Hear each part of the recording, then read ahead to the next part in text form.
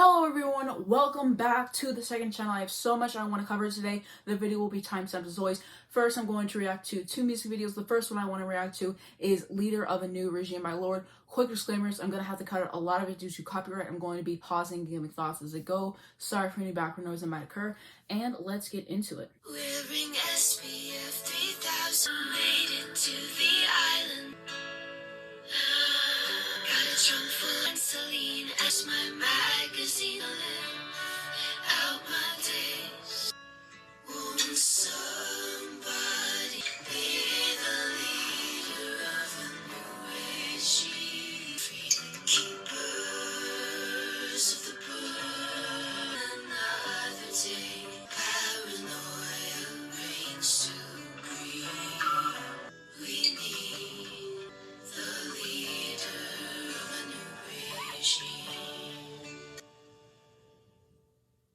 It was just really nice to get to see the entire thing for myself because I've seen stills on Twitter, but to be able to sit down and see it was something else. I love the scenery, I love the colors, and just a soothing song, but also it is talking about the importance of climate change, as is the entire album is in certain tracks and stuff. And I just really like Lorde overall. All the music videos this era have really been hitting, and I'm really excited to see which one that she does next. She's teased that there is more to come.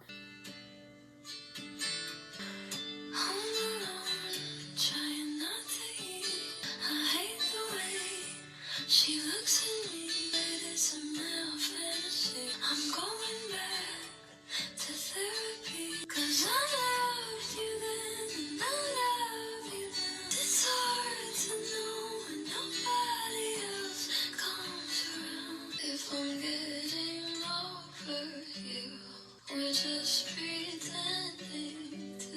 Okay, so a quick note, I'm pretty sure that she directed this herself, which I think is really impressive. I just love the way that this is shot, definitely giving something from a movie, and I think that it fits the song super well, and I'm just really enjoying myself watching this. Convince myself I hate you. I got a call from a girl I used to know. Thought we'd get along, but it wasn't so. And it's all I think about. I worry this is how I'm always gonna feel. But I loved you then, and I love you now. It's hard to know when nobody else comes around. If I'm getting over you, we're just pretending to. I convince myself I hate you, but I could never hate you. Okay, so overall thoughts, just kind of reiterating what I was saying earlier, directed and edited by Billie herself. Super impressive. I always really appreciate her creative vision, especially seeing some music videos from her debut era, When We All Fell Asleep, Where Do We Go? She just really has an eye for that kind of thing. She just creates scenes that are very captivating, and I think this music video fits so well for the song. I just love the way that the shots were sequenced and everything, and just the way that certain parts like went with the song in terms of like how it was changing and stuff and how it was sequenced. It was just really cool, like I said, straight from a movie type situation. And I was listening to it, I'm like, I really forgot how good that song was. It's making me want to go listen to Happier Than Ever Again. And I definitely should. I still have some skips on there, but I definitely should go listen to the songs I like again. Because what a music video. One of my favorite music videos this year. I'm gonna say it. So well done on every single level. I wanted to talk about an update to the Mariah and Latto situation. I think it was like 2 videos back, I talked about the situation with Latto releasing Big Energy, how that relates to Mariah, my opinions on that, all that kind of stuff. So if you're not aware, then definitely go and check that out just so you have some context for it. So first up, Latto dressed up as Mariah for Halloween. She dressed up as her Rainbow album cover, and I saw that and I was like, this is not giving. And here's what bothers me about the whole thing. She can't even get the pose right. I hate whenever people are doing album covers and they can't even get the pose right. Like the person taking the picture wasn't like, hey, like you did the pose wrong. Like she didn't see it. I was like, oh, let me retake it. That's what I don't get. The right just wasn't very much giving as a Halloween costume, in my personal opinion. And then I think a week or two ago, Latto did this interview. And here's the problem with the interview. She was talking about she wasn't that familiar with fantasy. It is what it is, I suppose. And then she was asked like why she put the word fantasy in the song, whatever. They were like, oh, I thought that was a nice callback to Mariah. She's talking about because fantasy rhymes with energy. And what world do those words rhyme? That makes absolutely no sense.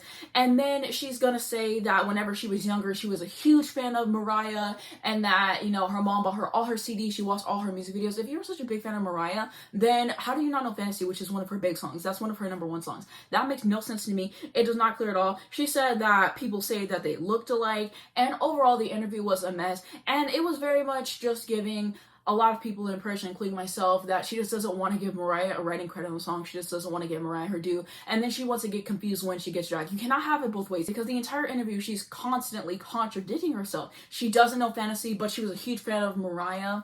I really, really find that hard to believe. She's only 2 years older than me. I was born in 2000, and even I knew Fantasy when I was younger. Before I really got into Mariah last year, I knew the song Fantasy. Like, I definitely have heard it before. So her excuse just doesn't make any sense. Like, just give Mariah her writing credit and go. I don't understand what she's trying to do with this. You botched the Halloween costume, and now this, like, it's making no sense. And she did all this for Big Energy, which objectively is a trash song. I just do not get this woman. That is my opinions there, and a lot of people agree with me on that sentiment.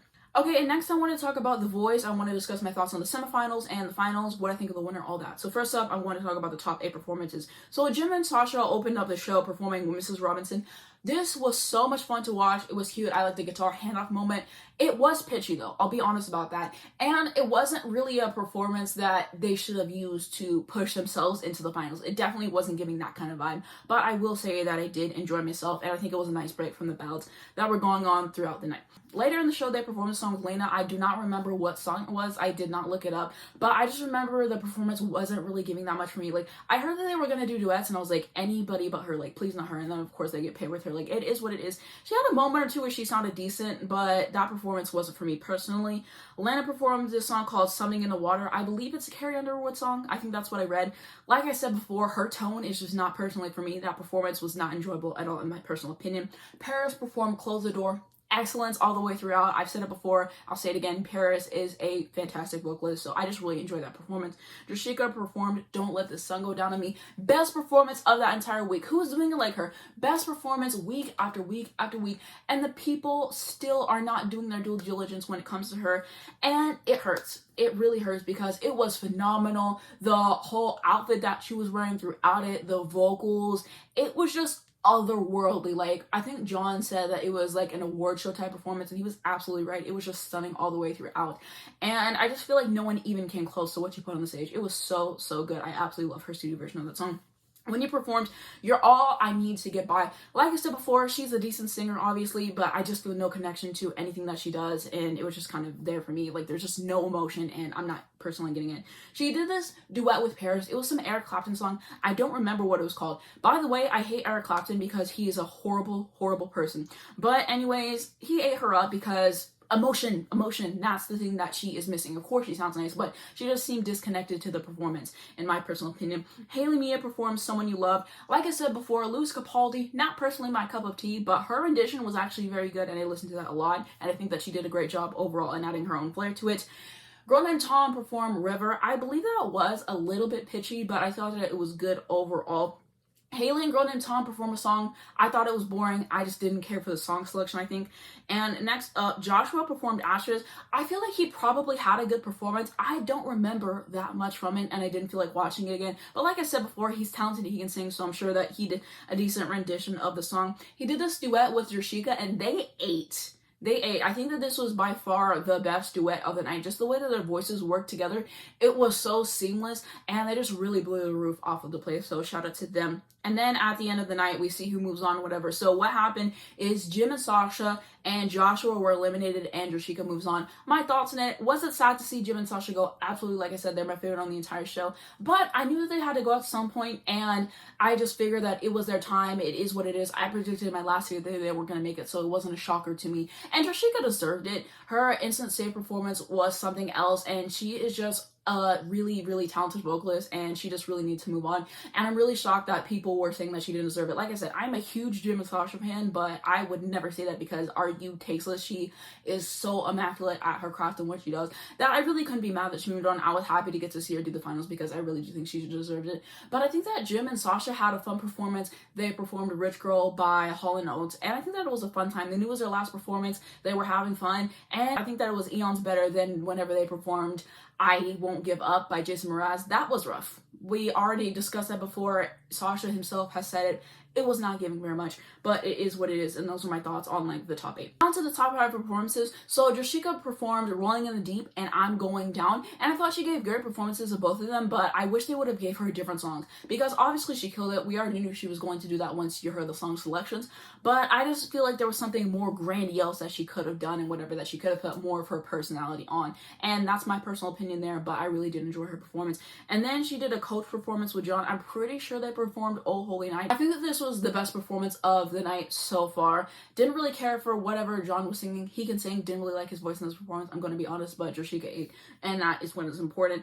And then next up, Wendy performed How Will I Know. So my thoughts on this performance is I just didn't care for her rendition. Like I said, it's one thing for emotion. It's another thing I just didn't really care for how everything came across and stuff like that. I just feel like most people should not try to cover Whitney Houston songs because it's probably not going to come out correct and everything. Whitney Houston is one of the best singers of all time, and her rendition just fell flat to me. I would rather go listen to Whitney's version, but that's my personal opinion on her performance. Of course, she sounded fine, just wasn't my cup of tea. And then she also performed Over the Rainbow. It's the same thing there with the execution and stuff. It's just like she goes on stage and I feel nothing. I feel absolutely nothing. And it's such a shame because she didn't really kill it vocally. But if I feel nothing when I watch you, then that's going to have me taking points off of you. And I've just never really connected with her. I just feel like these past few weeks, she's just kind of been coasting, just kind of giving like performance after performance. And it just hasn't felt like there's really been heart in anything that she does. And I think that that's really important. Haven't felt that and whatever. And yeah, wasn't my favorite rendition of that song. Once again, of course, she did that killer ending or whatever. Everyone was happy about that. Everyone enjoyed the performance. Was I one of those people? No, but like I said, I recognize talent. Wendy can sing. She's just not my personal cup of tea because I don't feel the connection, and that's my opinion there. And then for the coach performance, she performed Just a Fool with Blake Shelton, and it was horrible. It was terrible in every single way. How did she eat him up on his own song? How did she eat him up on his own song? That makes no sense. It's a song that he did with Christina Aguilera. And even then, I don't remember being too crazy about her vocals either, because I think the version I ultimately prefer is the one that he recorded with Christina Aguilera back in, I think that album Lotus came out like 2013. I think that's when it came out. I might be wrong. I don't know the last time I listened to the album. I'm gonna be honest. But it was just a mess. Like, it just was like he was yelling the entire time. There was no connection. It was just rough. I did not care for that performance. That's my personal opinion there. Okay, next, Haley performed Deja Vu. The instrumental, did not care for it. It just sounded a little too different than the original song. Didn't care for the instrumental, but vocally, you already know she killed it. And then she also did I Don't Want to Be You Anymore by Billie Eilish. I dare and say that this might be her best performance. I love this Billie Eilish song, one of my favorite songs by her, but I liked Haley's vocals more and just the way she really went out and everything, and she added her own flair to it. I thought she did a phenomenal job. One of the best performances of the night. And then the Coast performance, she did Funny with Kelly. Boring, boring, boring. Nothing, like, why didn't they not pick any good songs? All these Coach performances, I was so excited. All the songs let me down, especially this one. It was just not doing anything in the slightest for me, and that's my personal opinion. Okay, Paris did Me and Mrs. Jones, which I really liked, and then he also did Ain't Nobody by Rufus and Chaka Khan, which I also quite enjoyed. And then for the Coach performance, he did Love Train with Blake. Again, boring, boring, boring. Blake wasn't sounding the best, just dead in the water. Did absolutely nothing for me in terms of the performance. And lastly, girl named Tom performed The Chain. I was excited when I heard they were performing it, but I guess I just haven't listened to that song enough. It's like, it's very repetitive and stuff, and vocally, it didn't do that much for me. I feel like they didn't sound the best, in my personal opinion. It just wasn't sounding correct. And then they also did Baby Now That I Found You by Alison Krauss, which I enjoyed, but I always prefer their studio versions versus their live performance over every single time. And so I listened to the Chain in the studio. It was better, but still not one I found myself bumping. But Baby Now That I Found You, I listen to that one all the time. Sounds so good. I think that they were better on the Baby Now That I Found You performance. And then the Coach performance, they did Leave Before You Love Me with Kelly. Again, Not good at all. Not good at all, in my personal opinion. Throughout the episode, they did a bunch of skits. None of them were funny. Did not laugh one single time. It just was boring. It was uninteresting. They're still catering to millennials. Get better writers for these skits. I do not know what to tell you. And then the top 13 performance fell flat because they hyped it up like it was going to be some big thing, but it was just them singing backing vocals for Tori Kelly and Keke Palmer whenever they sang Christmas Baby Please Come Home, which I thought they both sounded phenomenal on for the record, but I thought it was going to be different than what we got. And it just felt like a letdown in my personal opinion. I didn't watch John and Blake's performances because I do not care for them at all, so no surprises there. I didn't watch Kelly's performance. I'm pretty sure that she did it on the semifinals, something around that, but I didn't watch it because I knew I was going to be reacting to her Christmas album. I didn't want to spoil it for myself, so that's why I didn't watch her. And then I thought Ariana sounded great on the song Kid Cudi. I don't really know what he's doing there. I'm not super familiar with his music, didn't really care for his part, but the song objectively is not good. Like, this is the first time I've ever heard the song. I believe it's called Just Look Up. First time I ever heard it, and it was just so generic. The writing was not there. Of course she sounded great, but it was just very boring to me, and this wasn't giving in terms of like the songs. I would have loved to see her do like Santa Tell Me or like something from Positions. I get why she did this. She's promoting the movie. Wasn't my personal favorite. And I had a lot of other guest performances that I didn't watch. Carrie Underwood and John Legend did something. Snooze Fest. Didn't watch that because I just don't care. Walker Hayes was on there with Fancy Like. I heard that's an awful song. I like unmuted it for a second to see what he sounds like, and I regretted that moment because it's awful. And they had other people on there that I can't remember at this moment in time, but I just did not care to watch them because why? I was there for the results. And they took over an hour, I believe, maybe even longer than that, to finally get to the results, and they went off of them so quick. So in 5th place was Jershika Maple, which is unfortunate. Everyone kind of saw it coming though because she had to get instantly saved twice, so like it is what it is. And then Haley got 4th place, I believe. Paris was 3rd, and then 2nd place was going to be Wendy, and 1st place was Girl Named Tom. And so what are my thoughts on Girl Named Tom winning? I'm fine with Girl Named Tom winning. I liked them from the beginning. And I can understand why people are upset because they wanted Wendy to win. Objectively, Wendy can out-sing them on any single day. She is a really talented and technically great singer, so I can understand why they wanted her to win.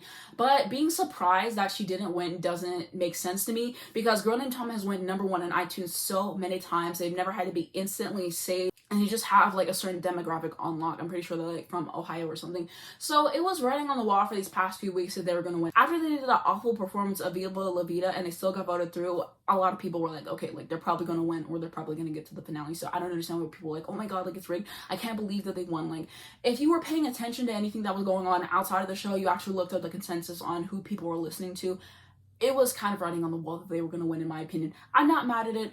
I heard the contract is bad, so I don't know if they're going to, like, refuse it or whatever. I don't know, like, what the deal with that is. And then they released this new single. I think it's called No Snow for Christmas. Wasn't crazy about it. I think it was, like, already released last year, so I guess they just, like, re-released it. I think they released it under the label or something like that, so maybe they're already signed with it.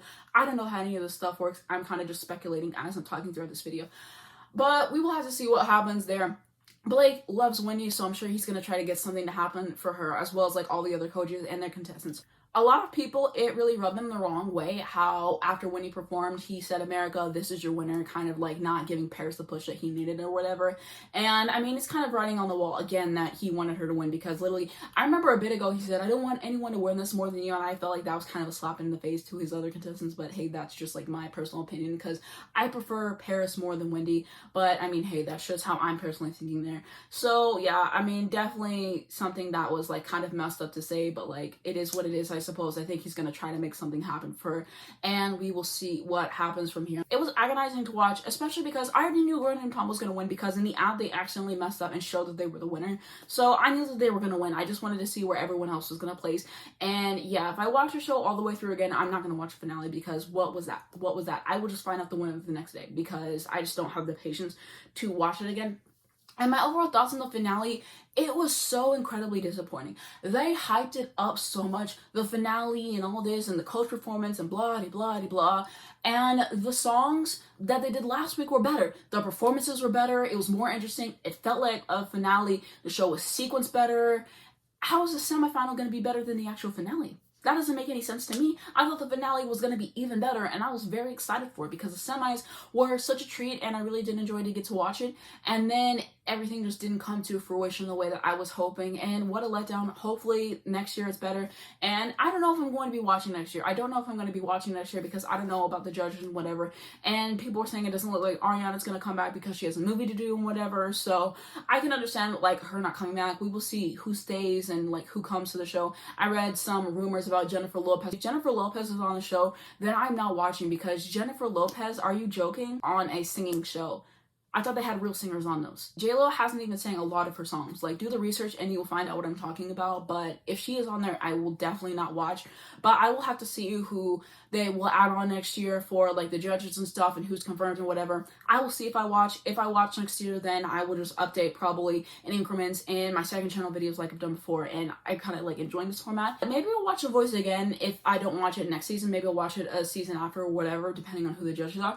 But overall, I had fun watching the show. There was a lot of great performances. People I've kept my eye on. I'm excited for the new music. Girl named Tom said that they are going to be working on a new album soon. They said they have a lot of ideas. Saucer said that he is working on a new album, so I'm very, very excited to hear what he's got cooking up. I'm sure all of them are going to be doing big things. I followed all of my favorites on Spotify. I follow them on social media. I'm going to keep an eye out, and I'm going to be talking about their music whenever it releases because I care. I'm going to say if I like it, if it sucks, like I'm going to give my honest opinion because that's what you guys come here for and stuff. I forgot to say who I thought had the best performance in the entire finale. I think Haley had the best performance. Here's why. Because of the song choices that she did. I feel like they fit her the best. I feel like she was more dynamic with them. I think that they were more interesting. That's why I think that she had the best. I think that she sounded the best. You could argue that Jashika had the best performances. Like I said, I prefer her performance of Don't Let the Sun Go Down on Me just because I think she was able to do more with that song at her artistic interpretation to it. A lot of people were like, oh, like why did she do like Rolling in the Deep and whatever. I can get that kind of like argument and stuff,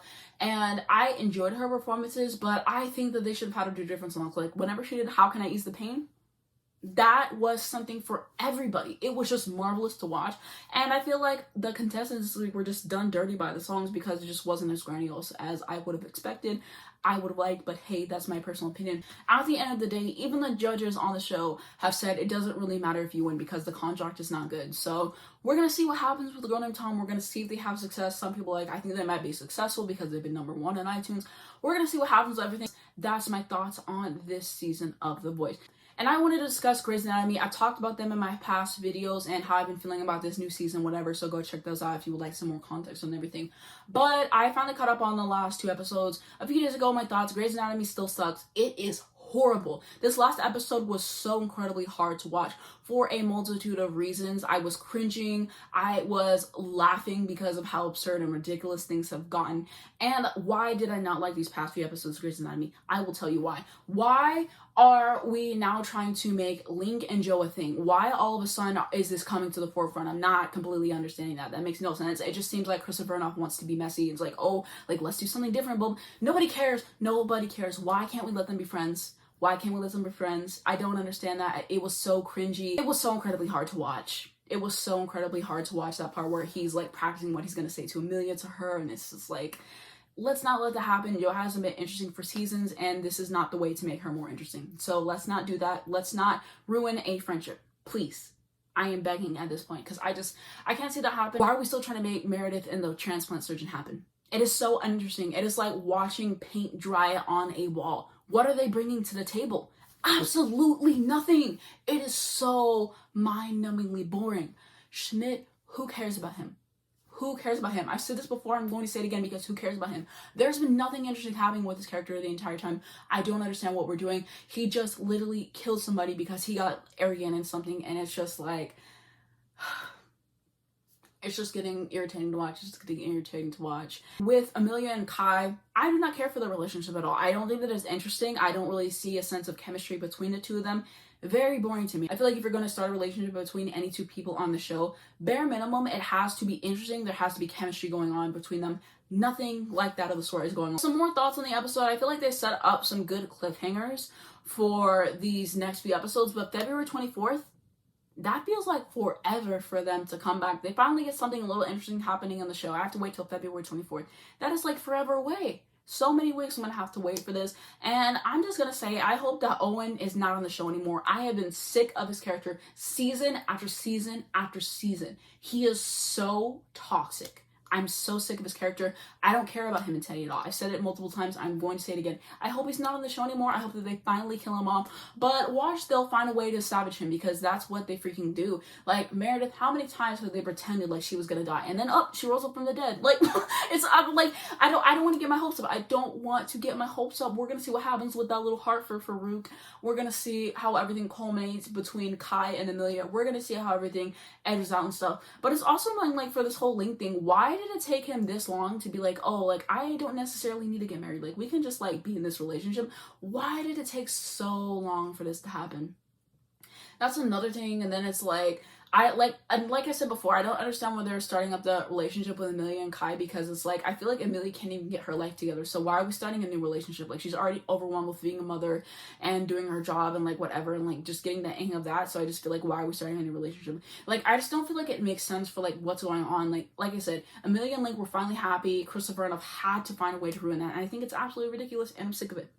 And also, this new episode coming on February 24th is going to be a crossover event. In a recent video I did, I talked about I'm sick of these crossover events with Station 19, because now I'm going to be searching through Twitter to find out what happened, because I'm not watching Station 19.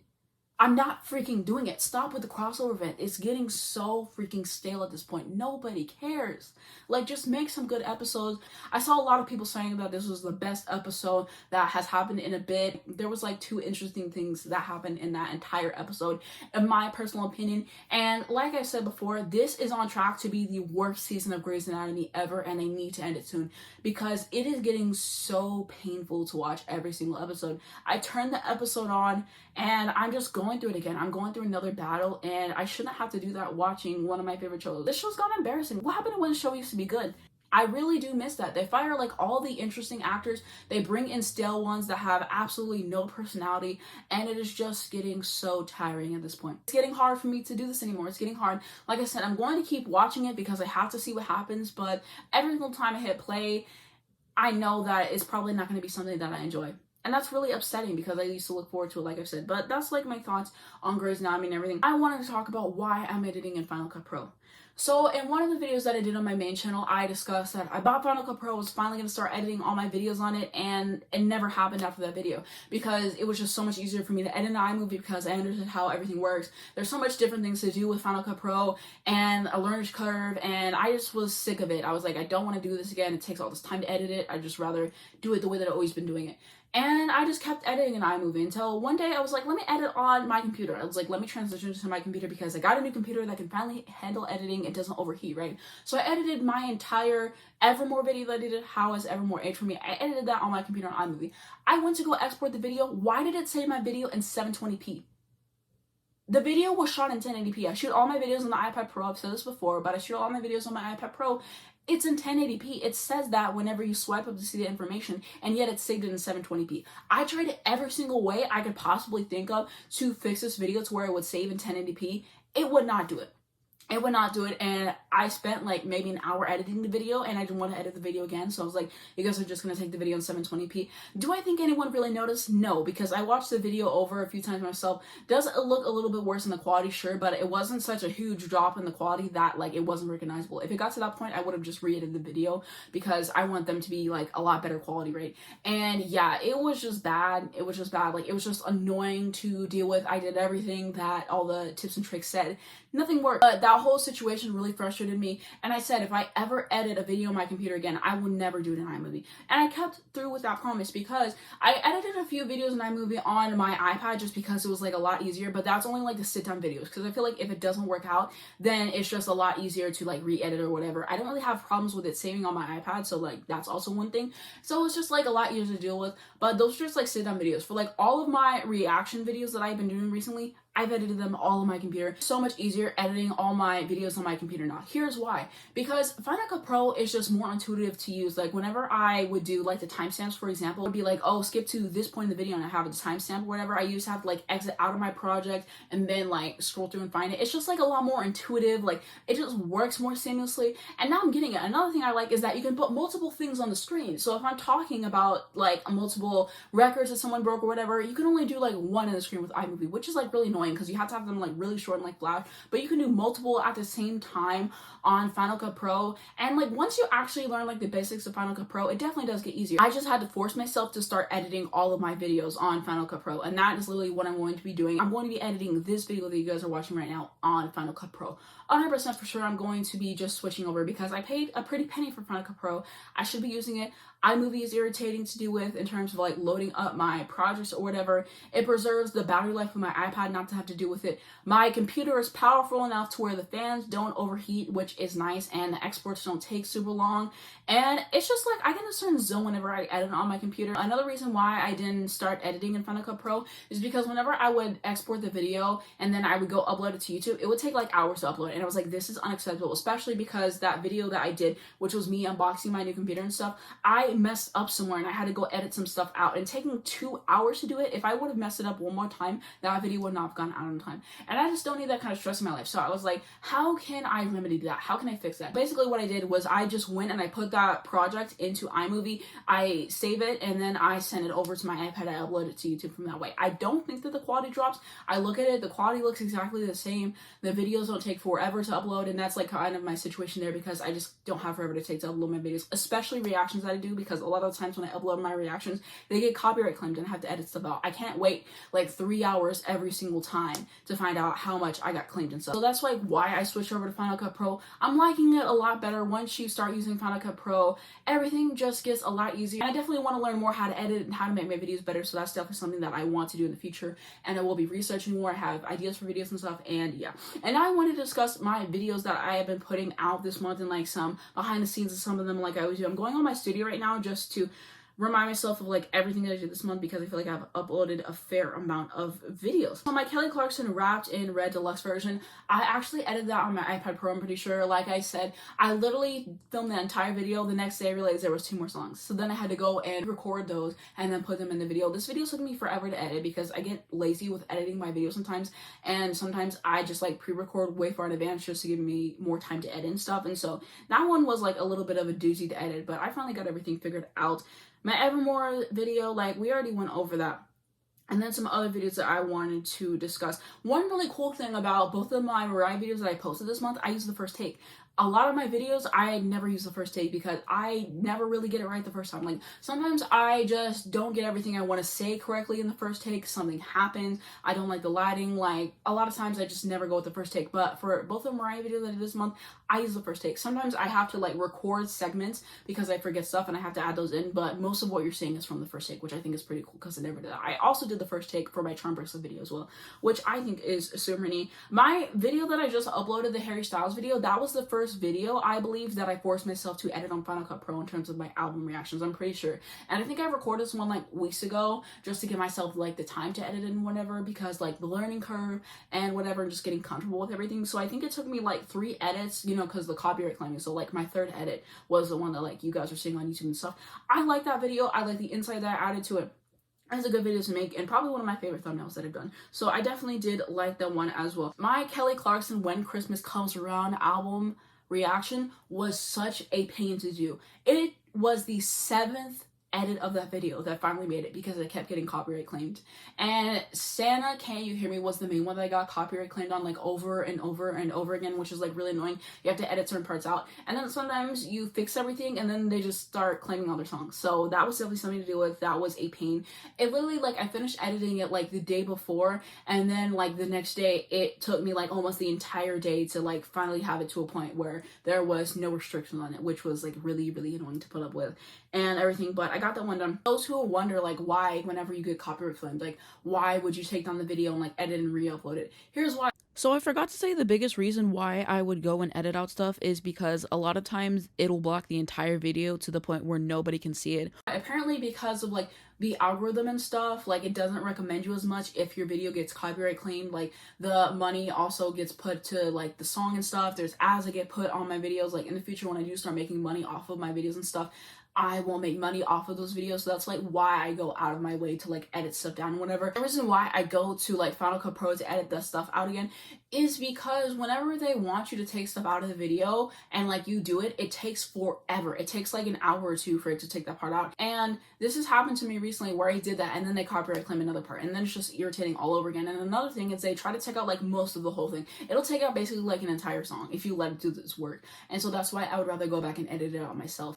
My Ariana Grande video, the Revisit With Me, was fun as well to do, and I recorded that video the same day that I talked about my favorite songs of 2021. I'm pretty sure that's the video that I recorded on, because I remember I recorded 2 videos on the same day, and then my songs video I edited that night so I could have it go up the next day, and then the Ariana one I like put that off because I knew I could edit it a lot faster and stuff.